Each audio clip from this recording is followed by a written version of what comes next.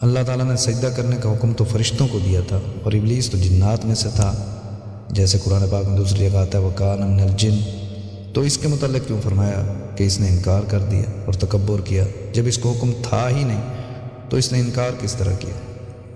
اعوذ باللہ من الشیطان الرجیم، بسم اللہ الرحمن الرحیم۔ وعلم آدم الأسماء كلها ثم عرضهم على الملائكة فقال أنبئوني بأسماء هؤلاء إن كنتم صادقين قالوا سبحانك لا علم لنا إلا ما علمتنا إنك أنت العليم الحكيم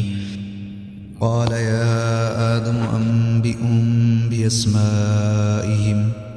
فلما أنبأهم بأسمائهم قال ألم أقل لكم إني أعلم غيب السماوات والأرض وأعلم ما تبدون وما كنتم تكتمون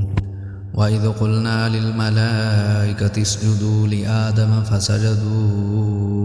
إلا إبليس أبى واستكبر وكان من الكافرين صدق الله العظيم۔ وعلم آدم الاسماء، اور تعلیم دی آدم علیہ السلام کو کلہا، سب ناموں کی،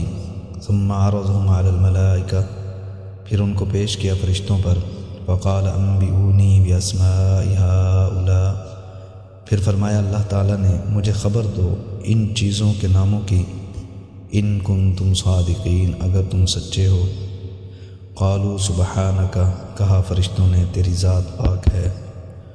لا علم لنا، ہمیں کوئی علم نہیں، الا ما علمتنا، مگر وہ جو تو نے ہمیں سکھایا ہے، انک انت العلیم الحکیم، بے شک تو ہی ہے علم والا اور حکمت والا۔ قال یا آدم انبئہم، فرمایا اللہ تعالیٰ نے اے آدم خبر دے ان کو، باسمائہم، ان چیزوں کے ناموں کی، فلما انبأہم، پس جب خبر دی آدم علیہ السلام نے ان کو، باسمائہم، ان چیزوں کے ناموں کی، قال الم اقل لکم، فرمایا اللہ تعالیٰ نے کیا میں نے تمہیں نہیں کہا تھا، انی اعلم، بے شک میں جانتا ہوں، غیب السماوات والارض، آسمانوں اور زمین کے غیبوں کو، وَأَعْلَمُ مَا تُبْدُونَ، اور میں جانتا ہوں اس چیز کو جس کو تم ظاہر کرتے ہو، وَمَا كُنْتُمْ تَكْتُمُونَ، اور اس چیز کو جس کو تم چھپاتے ہو۔ وَإِذْ قُلْنَا لِلْمَلَائِكَةِ اسْجُدُوا لِآدَمَ، اور جب ہم نے کہا فرشتوں کو کہ سجدہ کرو آدم علیہ السلام کو، فَسَجَدُوا إِلَّا إِبْلِيسَ، تو سب نے سجدہ کیا مگر ابلیس نے، ابا واستکبر، انکار کیا اور تکبر کیا، وَكَانَ مِنَ الْكَافِرِينَ، اور تھا وہ کافروں میں سے۔ ان آیات کا پچھلی آیات کے ساتھ ربط یہ ہے کہ علماء کرام فرماتے ہیں کہ نعمتیں دو قسم کی ہیں، ایک وہ جو نظر آنے والی ہیں اور محسوس ہوتی ہیں، جیسے آسمان ہو گئی، زمین ہو گیا، انسان کا وجود ہو گیا، خوراک، لباس وغیرہ، یہ نظر بھی آتی ہیں اور محسوس بھی ہوتی ہیں۔ اور دوسری قسم کی نعمتیں وہ ہیں جو نظر نہیں آتی اور نہ ہی محسوس ہوتی ہیں، یعنی باطنی اور معنوی ہیں، جیسے علم ہو گیا، اخلاق حسنہ ہو گیا، کہ یہ نہ تو نظر آتے ہیں اور نہ ہی محسوس ہوتے ہیں، کیونکہ اخلاق حسنہ کا پتہ تو معاملہ کرنے کے بعد چلے گا نا، ویسے نہیں ہو سکتا۔ تو پہلے ظاہری اور حسی نعمتوں کا ذکر تھا، نظر آنے والی نعمتیں اور محسوس ہونے والی نعمتوں کا ذکر تھا کہ اللہ تعالیٰ نے تمہیں پیدا کیا، آسمان و زمینوں کو پیدا فرمایا۔ اب جو ہے باطنی اور معنوی نعمتوں کا ذکر ہے۔ کیا انسانوں تم اس بزرگ کی نسل سے ہو جس کو اللہ تعالیٰ نے علم کی دولت سے نوازا، جس کی بدولت وہ فرشتوں سے آگے نکل گیا اور مسجد الملائکہ بنا۔ انسان کو فرشتوں پر فضیلت حاصل ہے۔ یہ فضیلت انسان کو کس وجہ سے ملی، کس وجہ سے انسان مسجد الملائکہ بنا؟ تو فرمایا وَعَلَّمَ آدَمَ الْأَسْمَاءَ كُلَّهَا ثُمَّ عَرَضَهُمْ عَلَى الْمَلَائِكَةِ،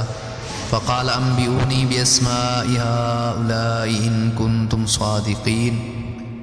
تو فرمایا وعلم آدم الاسماء کلہا، اور تعلیم دی آدم علیہ السلام کو سب ناموں کی، ثم عرضهم علی الملائکہ، پھر ان کو پیش کیا فرشتوں پر، فقال انبئونی باسماء هؤلاء ان کنتم صادقین، پھر فرمایا اللہ تعالیٰ نے مجھے خبر دو ان چیزوں کے ناموں کی، ان کنتم صادقین، اگر تم سچے ہو کہ ہم خلافت کے حقدار ہیں۔ اب یہاں پر ایک سوال پیدا ہوتا ہے کہ رب تعالیٰ نے تعلیم تو دی حضرت آدم علیہ السلام کو، اور امتحان میں فرشتے بھی مبتلا کیے گئے، کہا نا کہ وعلم آدم الاسماء کلہا ثم عرضهم علی الملائکہ، تو بظاہر یہ بات انصاف کے خلاف معلوم ہوتی ہے۔ یا تو فرشتوں کو بھی پہلے علم دیا جاتا، پہلے بتایا جاتا، پہلے تعلیم دی جاتی، پھر امتحان لیا جاتا۔ تو اس کا مولانا اشرف علی تھانی رحمۃ اللہ علیہ نے بیان القرآن میں بڑا مختصر جواب دیا، فرماتے ہیں کہ اللہ تعالیٰ نے فرشتوں کی موجودگی میں آدم علیہ السلام کو ان چیزوں کے نام بتائے۔ مثلا آدم علیہ السلام کو سمجھایا کہ یہ دہی ہے، یہ ہانڈی ہے، اس کو چمچہ کہتے ہیں، یہ نمک ہے، اس کو ہلدی کہتے ہیں، یہ مرچ ہے، وغیرہ وغیرہ۔ تو جب آدم علیہ السلام کو نام بتایا گیا نا، فرشتے بھی وہاں موجود تھے، مگر وہ سمجھ نہ سکے کیونکہ یہ چیزیں ان کی ضرورت کی تھی نہیں تھی۔ آدم علیہ السلام سمجھ گئے کیونکہ یہ چیزیں ان کی ضرورت کی تھی۔ پھر حضرت تھانوی رحمۃ اللہ علیہ فرماتے ہیں کہ اس کو اس طرح سمجھو کہ جیسے کوئی شخص ریاضی پڑھائے، اور ریاضی میں جو ہے وہ ایک زاویہ قائمہ ہوتا ہے، شکل خماسی ہوتی ہے، ایک مربع ہوتی ہے، ایک مثلث ہوتی ہے، ایک مسدس ہوتی ہے۔ یہ وہی سمجھیں گے نا جن کو ان سے کچھ نسبت ہوگی۔ اب وہاں بیٹھی ہوئی عوام بیچارے کیا سمجھیں کہ زاویہ کیا ہوتا ہے، مثلث کیا ہوتی ہے، مربع کیا ہوتی ہے۔ اسی طرح فرشتے بھی نہ سمجھ سکے کیونکہ ان کا ان چیزوں سے تعلق نہیں تھا۔ یا اس کو اس طرح بھی سمجھو کہ جس آدمی کو پشتوں کے ساتھ تعلق نہ ہو تو وہ پشتو زبان کیا سمجھے گا، حالانکہ اس کے سامنے پشتو بولی بھی جا رہی ہو تو اس کو تو سمجھ نہیں آئے گی نا۔ اس طرح جو ہے اللہ تعالیٰ نے فرشتوں کو بھی تعلیم دی تھی، یعنی فرشتوں کو بھی سکھایا تھا، لیکن چونکہ انہوں نے دنیا میں زندگی گزارنی نہیں تھی اور ان کا ان چیزوں سے تعلق نہیں تھا، اس وجہ سے وہ باتیں،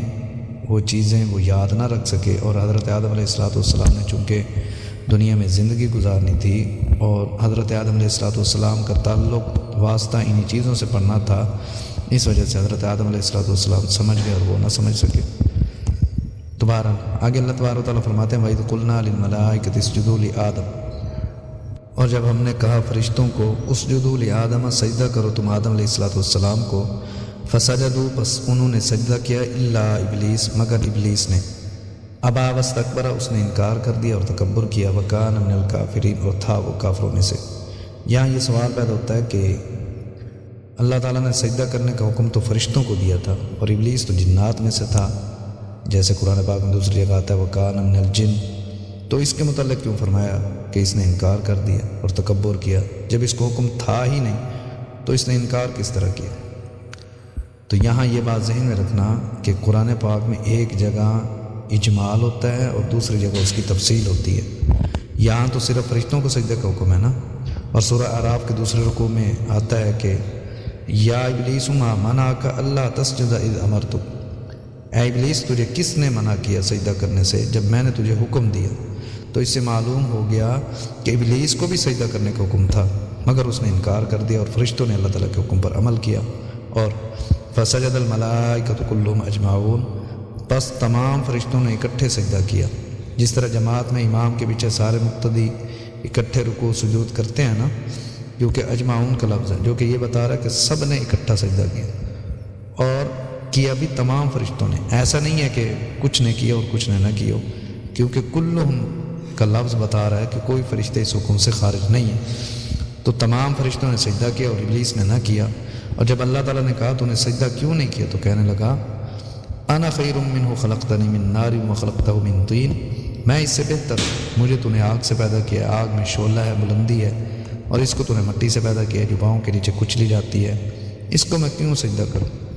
اور دوسری جگہ ہے کہ کہنے لگا اسجد لمن خلقت طینا،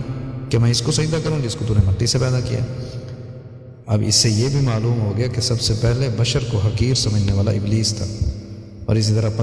15ویں پارے میں ہے، کہنے لگا ارأیتک ھذا الذی کرمت، یہ وہ ہے جس کو تو نے میرے اوپر فضیلت دی۔ تو رب تعالیٰ کے ساتھ تان بازی کی ہے، جیسے عورتیں لڑتی ہیں تو تانے دیتی ہیں نا، تو بشر کی تعریف اور تعظیم سب سے پہلے فرشتوں نے کی ہے۔ بشر کا مقام بہت بلند ہے، لہذا اے انسانوں تم مسجود و ملائکہ کی نسل سے ہو، اور حضرت آدم علیہ السلام کو فرشتوں پر جو فضیلت حاصل ہوئی تو علم کی وجہ سے ہوئی۔ تو رب تعالیٰ نے تمہیں معنوی اور روحانی فضیلت عطا فرمائی ہے، اس کو یاد رکھو